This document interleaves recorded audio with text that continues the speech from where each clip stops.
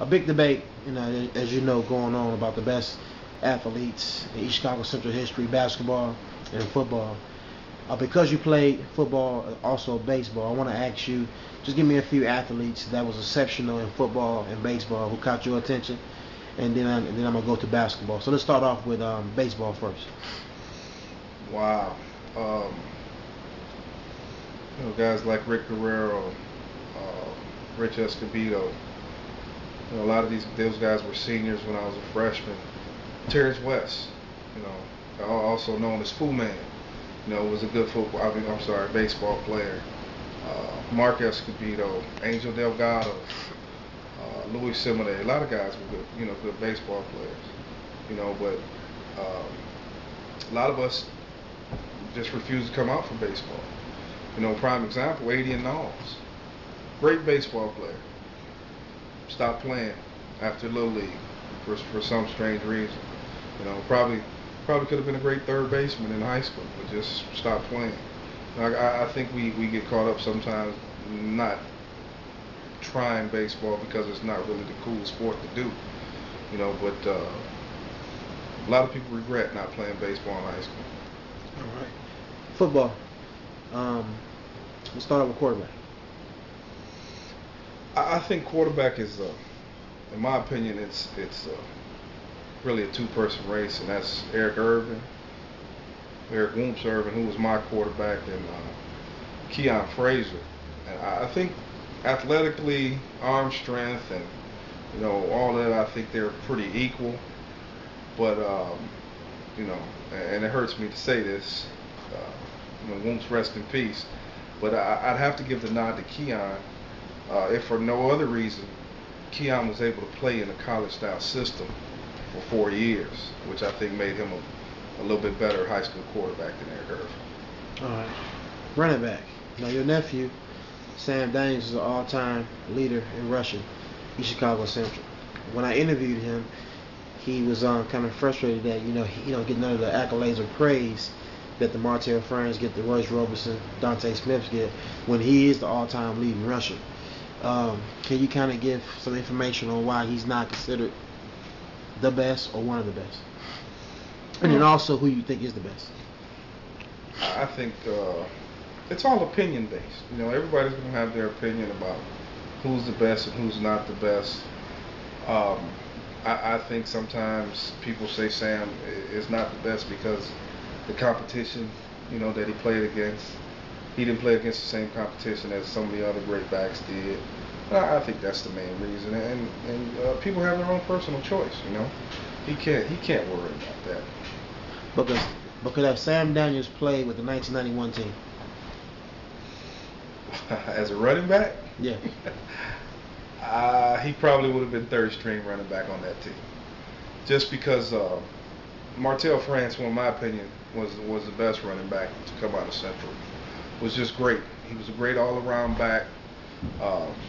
Didn't have the most speed, but he was shifty, could make you miss, and you wouldn't catch him from behind. And then Royce Robertson, at 6 feet tall, probably 185, 190 as a junior, with track speed, I couldn't put Sam in front of either one of those guys. So you're saying that Sam the third best all time? He's close. You also have to give Dante Smith some consideration. He was a two-way threat as a linebacker and a running back. But yeah, I would rank Sam in the top 5 backs. Okay. Wide receiver. Use the wide receiver, and guys like yourself, Anthony Dodell, Antoine Kennedy. Recently, I didn't see the guy play, but Jamie Stewart name was mentioned. Just give me a little insight on that. Well, I coached Jamie, and Jamie's name does need to be mentioned with the great wide receivers that came through. Jamie had prototype size. He was about a 4.45, 4.5 40.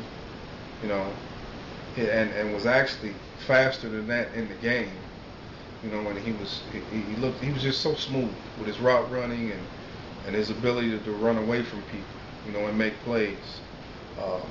Antoine Kennedy, again, prototype size. I really didn't see him play a lot, but from the little bit that I seen him play, he was very gifted. As far as a route runner, Anthony Dodell, second to none as a route runner. Not real big, had good speed, great hands, and just ran for precision routes. So those are some of the top receivers. Okay. Just give me a quick person that's played D line that you want to mention, maybe O line, linebacker, and one guy that's secondary. D lineman. D lineman for me would be a toss up. Kawan Short and Robert Smith. Both were dominant. You couldn't block either one of them. And the thing about it with Kawan, he's just, now that he's at Purdue, he's just really learning more technique as a football player. So which makes it really amazing with the things that he was able to do as a high school football player. But it's a toss up with him and Robert Smith, on the D line. Offensive line? Yeah. I was fortunate enough to see Brian Harvey, your uncle, he was a senior when I was a freshman. He was a great offensive lineman. Robert Smith was also good on the offensive line. Reggie Hewlittle was good, as an offensive lineman. Sanford Span. It's been a lot of good linemen come through Central. Linebackers. Royce Love, of course. Dante Smith. I think those would probably be two of the top linebackers that would come through there. Okay. I'll give me a secondary guy. Secondary. Secondary guys. Because I always hear the one name that's always mentioned is Damon Glenn. But then I hear about Anthony Hansparge, Al Thomas, Brian Hardaways. Anthony Hansparge was actually played linebacker. Oh, okay. But Damon was good. Pachi Clark was good. Anthony Dodell was good at corner when he played over there. Royce was good in the secondary also. We got an abundance of secondary guys. Secondary guys and receivers is usually that we come up short with the linemen. So it's abundance of talent in the secondary. Could you have went pro if you would have committed how you committed to basketball and football? Knowing what I know now, I think so. All right, now basketball, which is a great topic. I interviewed over 70 people, man. Your name always come up in basketball. So I want to get from you your starting lineup, point guard to center, and then who you consider the best basketball player that you ever saw in East Chicago Central. Of course, Roosevelt, you got Jim Bradley, you got Matt Jokes, all the legends, but East Chicago Central. Well, starting off with the little general, Delmar Johnson at the point, hands down. I would have to put Etwan Moore as a two guard. Carlton Udi Baker at the 4. And Ricky Wright probably at center. But and myself at the 3. But that team is, there's so many guys you could fill in. You have to mention Marcus Jefferson, Chris Woods, Corey Stokes, Charles Ricks, and all those guys. But if I had to pick one right now, I think the 5 would be Delmar at the point, Etwan at the 2, myself at the 3, Udi at the 4, Rick Wright at the 5.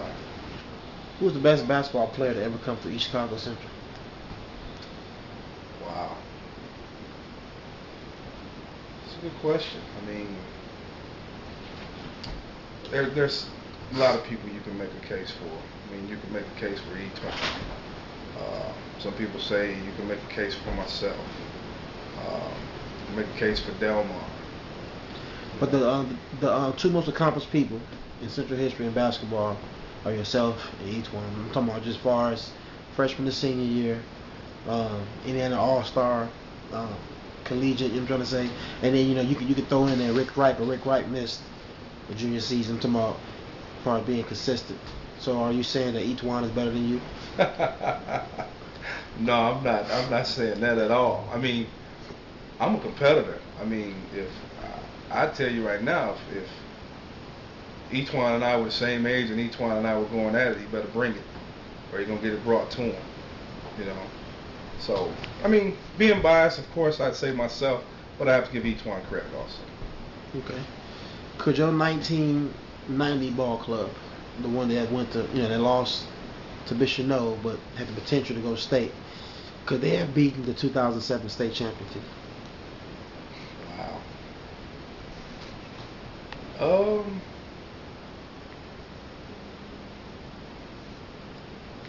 I think so. I think so because I think we were a much deeper team. We went about 10 deep to where that state championship team was 6 or 7 deep.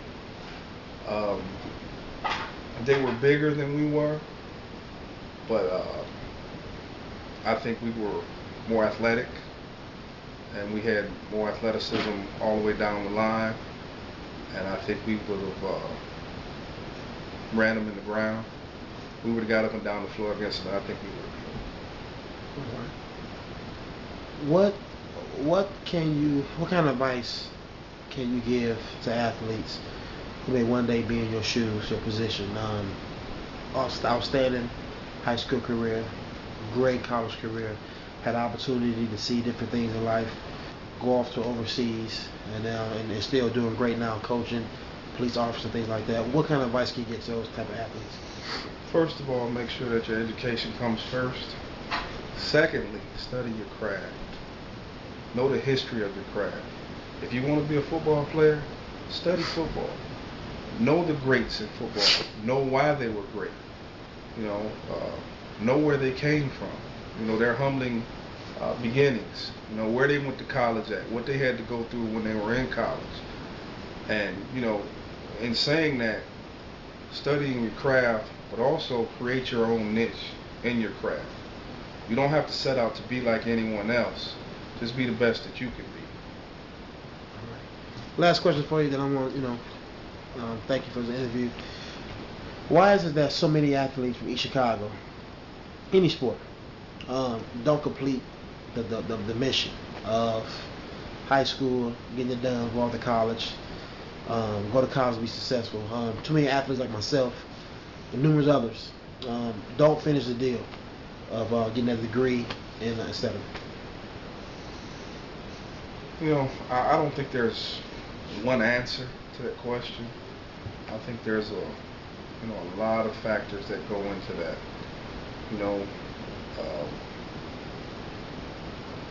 It's bad to say, but some of us have an East Chicago mentality.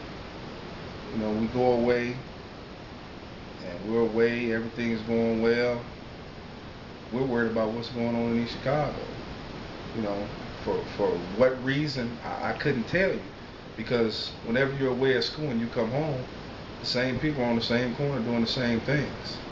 But feel like we're missing out on something, which couldn't be further from the truth. I think some of us are, and I'm just really generalizing. Some of us are scared of success. A lot of time when your peers, a guy you went to school with, he on the corner selling dope, making money, you think that's the cool thing to do, which is nowhere near the cool thing to do. The cool thing to do is stay in school, get your degree, get you a decent job, start a family, work that job so you can, take care and support your family.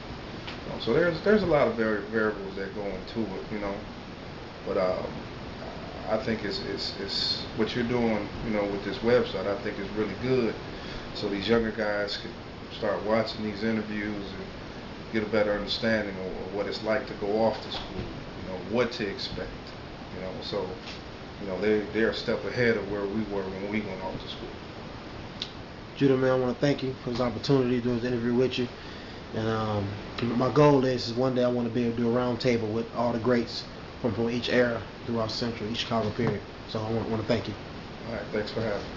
Athlete Lives Network exclusive interviews. Once an athlete, always an athlete. Thank you for watching Athletes Lives Network exclusive interviews. We will have more exciting interviews to come as we journey across the state of Indiana to look into the lives of former, present, and future athletes.